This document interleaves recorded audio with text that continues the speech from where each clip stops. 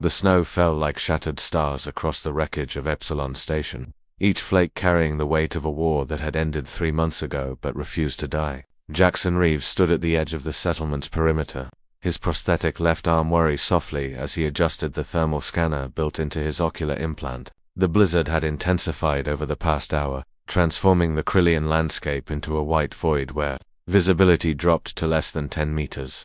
He shouldn't have been out here. Dr. Vance had been explicit about the neural damage from his last combat deployment, the synaptic scarring that caused the tremors, the blackouts, the moments where he couldn't distinguish past from present. But the settlement needed scouts, and veterans like Jackson were expendable in ways that colonists with futures weren't. The scanner flickered, detecting a heat signature half a kilometer northwest. Jackson's jaw tightened. Probably debris from one of the crashed Concordat frigates, their fusion core still bleeding warmth into the frozen atmosphere. He'd catalogued 17 such wrecks in the past week alone, each one a tomb for soldiers who'd died believing in treaties that politicians had signed with ink and broken with blood. He was about to turn back when the scanner detected movement. Jackson's hand moved instinctively to the plasma rifle magnetically locked to his back, fingers finding the grip with the muscle memory of someone who'd spent 8 years in the Terran Defense Corps.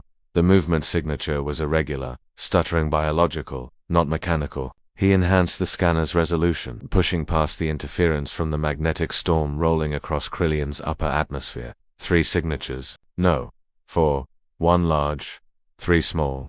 His breath crystallized in front of his faceplate as he moved forward, each step calculated, his combat algorithms running through threat assessments even though the war was supposedly over. The peace treaty had been signed on Luna, broadcast across every human colony and Valkyrie hut. But peace was a word politicians used when they were tired of watching their approval ratings drop with each casualty report. Through the blizzard's veil, Jackson saw them, the Valkyrie war. His translator implant provided after scanning her biosignature against the refugee database knelt in the snow. Her chitinous exoskeleton dulled from its natural iridescent blue to a sickly gray. 3 children huddled against her, their smaller bodies shivering despite the thermal membranes that Valkyrie biology generated in extreme cold. The smallest couldn't have been more than 3 standard years old, its compound eyes clouded with hypothermic shock. Jackson's rifle remained raised, but his finger stayed clear of the trigger. The war had taught him to see Valkyrie as targets, each one worth points in the tactical overlay that had guided his kill count to numbers he couldn't forget no matter how much government-issued sedatives they prescribed.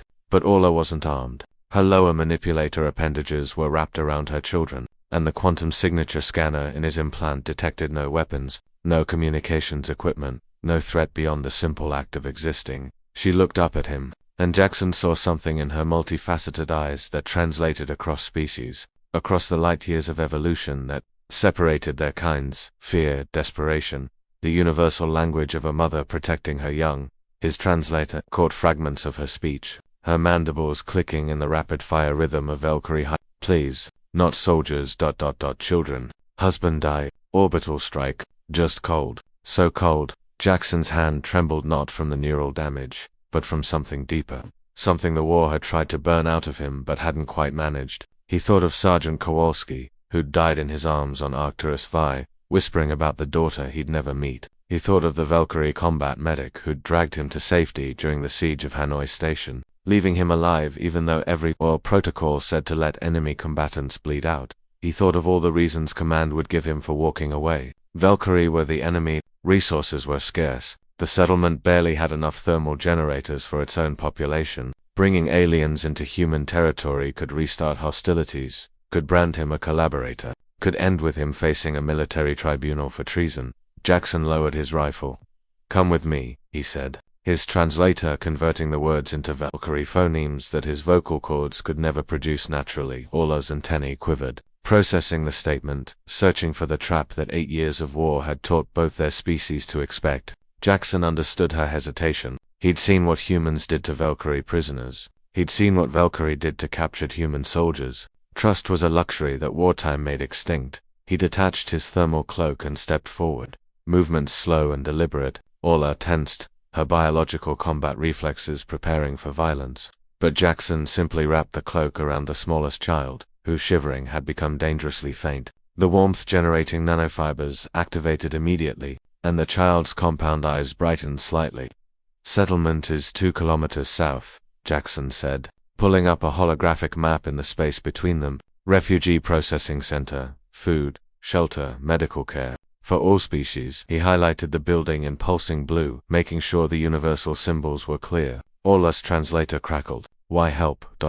Enemy. Jackson looked at the children, then at the veteran designation tattoo on his wrist that marked him as a survivor of campaigns that had reduced entire moons to radioactive dust. War's over, he said, and for the first time since the treaty signing, he almost believed it. Has to mean something.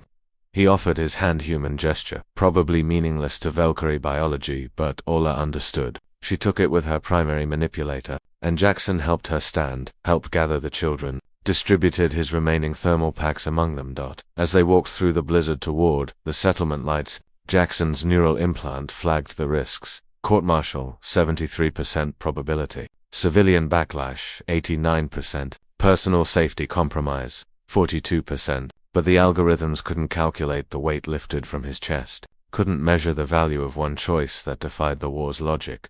Behind them, the crashed frigates continued bleeding heat into the snow, monuments to a conflict that had tried to make them forget their humanity. Ahead, the settlement lights burned through the storm, and Jackson Reeves, veteran survivor, human, chose to walk toward them with an alien widow and her children, because peace had to start somewhere, even if it started in a blizzard, with a single word, come.